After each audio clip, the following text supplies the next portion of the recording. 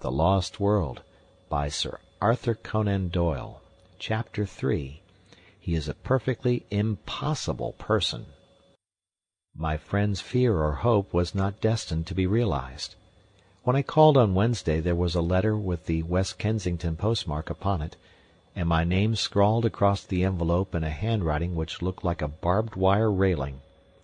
The contents were as follows: Enmore Park, W. Sir, I have duly received your note, in which you claim to endorse my views, although I am not aware that they are dependent upon endorsement either from you or anyone else. You have ventured to use the word speculation with regard to my statement upon the subject of Darwinism, and I would call your attention to the fact that such a word in such a connection is offensive to a degree. The text convinces me, however, that you have sinned rather through ignorance and tactlessness than through malice, so I am content to pass the matter by. You quote an isolated sentence from my lecture, and appear to have some difficulty in understanding it. I should have thought that only a subhuman intelligence could have failed to grasp the point, but if it really needs amplification, I shall consent to see you at the hour named, though visits and visitors of every sort are exceeding distasteful to me. As to your suggestion that I may modify my opinion, I would have you know that it is not my habit to do so after a deliberate expression of my mature views. You will kindly show the envelope of this letter to my man, Austin, when you call, as he has to take every precaution to shield me from the intrusive rascals who call themselves journalists. Yours faithfully, George Edward Challenger. This was the letter that I read aloud to Tarp Henry, who had come down early to hear the result of my venture. His only remark was, "There's some new stuff, cuticura or something, which is better than arnica." Some people have such extraordinary notions of humor. It was nearly 10:30 before I had received my message, but a taxicab took me round in good time for my appointment. It was an imposing porticoed house at which we stopped, and the heavily curtained windows gave every indication of wealth upon the part of this formidable professor. The door was opened by an odd, swarthy, dried-up person of uncertain age, with a dark pilot jacket and brown leather gaiters. I found afterwards that he was the chauffeur, who filled the gaps left by a succession of fugitive butlers. He looked me up and down with a searching light blue eye. "Expected?" he asked. "An appointment." "Got your letter?" I produced the envelope. "Right." He seemed to be a person of few words. Following him down the passage, I was suddenly interrupted by a small woman, who stepped out from what proved to be the dining-room door. She was a bright, vivacious, dark-eyed lady, more French than English in her type. "One moment," she said. "You can wait, Austin. Step in here, sir. May I ask if you have met my husband before?" "No, madam, I have not had the honor." "Then I apologize to you in advance. I must tell you that he is a perfectly impossible person. Absolutely impossible. If you are forewarned, then you shall be the more ready to make allowances." "It is most considerate of you, madam." "Get quickly out of the room if he seems inclined to be violent. Don't wait to argue with him. Several people have been injured through doing that. Afterwards there is a public scandal, and it reflects upon me and all of us. I suppose it wasn't about South America you wanted to see him?" I could not lie to a lady. "Dear me, this is his most dangerous subject. You won't believe a word he says. I'm sure I don't wonder, but don't tell him so, for it makes him very violent. Pretend to believe him, and you may get through all right. Remember he believes it himself. Of that you may be assured. A more honest man never lived. Don't wait any longer, or he may suspect. If you find him dangerous, really dangerous, ring the bell and hold him off until I come. Even at his worst I can usually control him." With these encouraging words, the lady handed me over to the taciturn Austin, who had waited like a bronze statue of discretion during our short interview, and I was conducted to the end of the passage. There was a tap at the door, a bull's bellow from within, and I was face to face with the Professor. He sat in a rotating chair behind a broad table, which was covered with books, maps, and diagrams. As I entered, his seat spun round to face me. His appearance made me gasp. I was prepared for something strange, but not for so overpowering a personality as this. It was his size which took one's breath away, his size and his imposing presence. His head was enormous, the largest I have ever seen upon a human being. I am sure that his top hat, had I ever ventured to don it, would have slipped over me entirely and rested on my shoulders. He had the face and beard which I associate with an Assyrian bull, the former florid, the latter so black as almost to have a suspicion of blue, spade-shaped and rippling down over his chest. The hair was peculiar, plastered down in front in a long, curving wisp over his massive forehead. The eyes were blue-grey under great black tufts, very clear, very critical, and very masterful. A huge spread of shoulders and a chest like a barrel were the other parts of him which appeared above the table, save for two enormous hands covered with long black hair. This and a bellowing, roaring, rumbling sound made up my first impression of the notorious Professor Challenger. "Well," said he, with a most insolent stare, "what now?" I must keep up my deception for at least a little time longer, otherwise here was evidently an end of the interview. "You were good enough to give me an appointment, sir," said I, humbly, producing his envelope. He took my letter from his desk and laid it out before him. "Oh, you are the young person who cannot understand plain English, are you? My general conclusions you are good enough to approve, as I understand." "Entirely, sir, entirely." I was very emphatic. "Dear me, that strengthens my position very much, does it not? Your age and appearance make your support doubly valuable. Well, at least you are better than that herd of swine in Vienna, whose gregarious grunt is, however, not more offensive than the isolated effort of the British hog." He glared at me as the present representative of the beast. "They seem to have behaved abominably," said I. "I assure you that I can fight my own battles, and that I have no possible need of your sympathy. Put me alone, sir, and with my back to the wall. G.E.C. is happiest then. Well, sir, let us do what we can to curtail this visit, which can hardly be agreeable to you, and is inexpressibly irksome to me.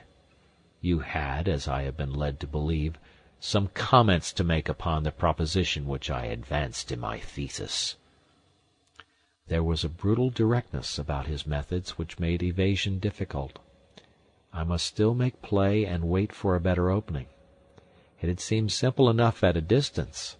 Oh, my Irish wits, could they not help me now, when I needed help so sorely? He transfixed me with two sharp, steely eyes. "Come, come," he rumbled. "I am, of course, a mere student," said I, with a fatuous smile. "Hardly more, I might say, than an earnest inquirer. At the same time, it seemed to me that you were a little severe upon Weissmann in this matter. Has not the general evidence since that date tended to strengthen his position?" "What evidence?" He spoke with a menacing calm. "Well, of course, I am aware that there is not any what you might call definite evidence. I alluded merely to the trend of modern thought and the general scientific point of view, if I might so express it." He leaned forward with great earnestness.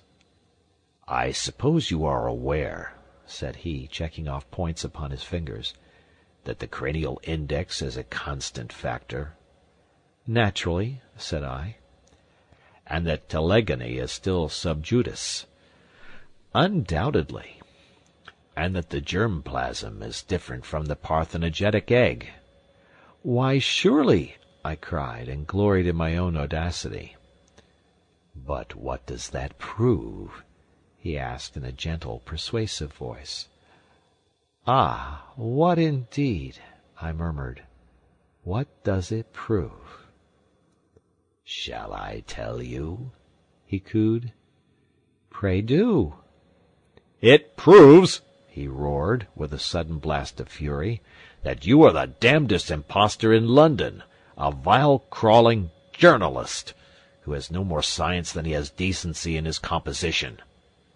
He had sprung to his feet with a mad rage in his eyes. Even at that moment of tension I found time for amazement at the discovery that he was quite a short man, his head not higher than my shoulder, a stunted Hercules whose tremendous vitality had all run to depth, breadth, and brain.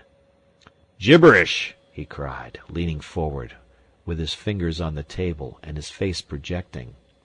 "That's what I have been talking to you, sir. Scientific gibberish. Did you think you could match cunning with me? You with your walnut of a brain? You think you are omnipotent, you infernal scribblers, don't you? That your praise can make a man and your blame can break him. We must all bow to you and try to get a favourable word, must we? This man shall have a leg up, and this man shall have a dressing down. Creeping vermin, I know you. You've got out of your station. Time was when your ears were clipped. You've lost your sense of proportion. Swollen gas-bags, I'll keep you in your proper place. Yes, sir, you haven't got over GEC. There's one man who is still your master. He warned you off, but if you will come, by the Lord you do it at your own risk. Forfeit, my good Mr. Malone. I claim forfeit. You have played a rather dangerous game, and it strikes me that you have lost it." "Oh, look here, sir," said I, backing to the door and opening it. "You can be as abusive as you like, but there is a limit. You shall not assault me." "Shall I not?" He was slowly advancing in a peculiarly menacing way, but he stopped now and put his big hands into the side pockets of a rather boyish short jacket which he wore. "I have thrown several of you out of the house. You will be the fourth or fifth. £3.15 each. That is how it averaged. Expensive, but very necessary. Now, sir, why should you not follow your brethren? I rather think you must." He resumed his unpleasant and stealthy advance, pointing his toes as he walked like a dancing master. I could have bolted for the hall door, but it would have been too ignominious. Besides, a little glow of righteous anger was springing up within me. I had been hopelessly in the wrong before, but this man's menaces were putting me in the right. "I'll trouble you to keep your hands off, sir. I'll not stand it." "Dear me!" His black moustache lifted, and a white fang twinkled in a sneer. "You won't stand it, eh?"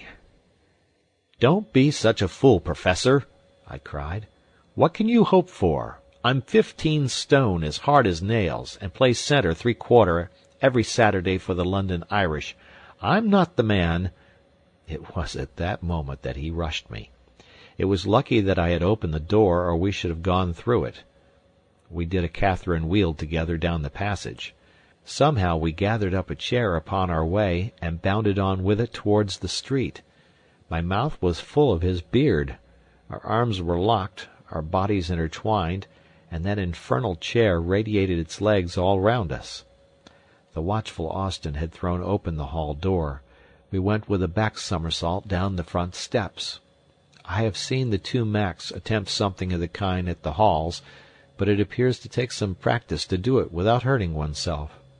The chair went to matchwood at the bottom, and we rolled apart into the gutter. He sprang to his feet, waving his fists and wheezing like an asthmatic. "Had enough," he panted. "You infernal bully!" I cried, as I gathered myself together. Then and there we should have tried the thing out. for he was effervescing with fight, but fortunately I was rescued from an odious situation. A policeman was beside us, his notebook in his hand.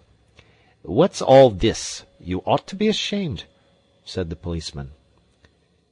It was the most rational remark which I had heard in Enmore Park. "Well," he insisted, turning to me, "what is it, then?" "This man attacked me," said I. "Did you attack him?" asked the policeman. The professor breathed hard and said nothing. "It's not the first time, either," said the policeman severely, shaking his head. "You were in trouble last month for the same thing. You've blackened this young man's eye.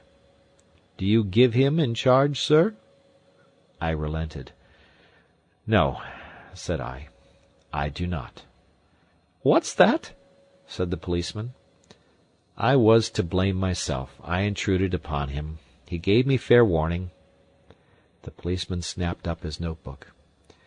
"Don't let us have any more such goings-on," said he. "Now then, move on there, move on." This to a butcher's boy, a maid, and one or two loafers who had collected. He clumped heavily down the street, driving this little flock before him.